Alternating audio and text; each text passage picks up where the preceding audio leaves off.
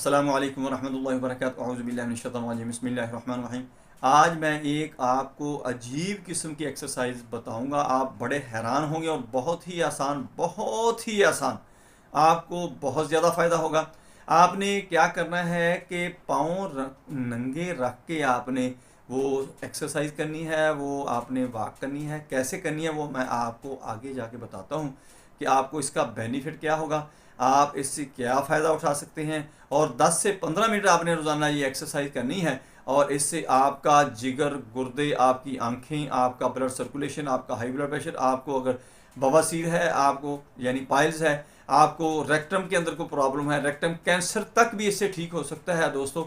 और stomach ulcer है, आपको आपको गले का कोई मसला है, टांसल का को प्रॉब्लम है, आपको गले के अंदर वैसे को प्रॉब्लम है, अक्सर लोगों का गला खुश्क हो जाता है, गले के अंदर दाने निकल आते हैं, ये सारे के सारे मसले हल हो जाएंगे।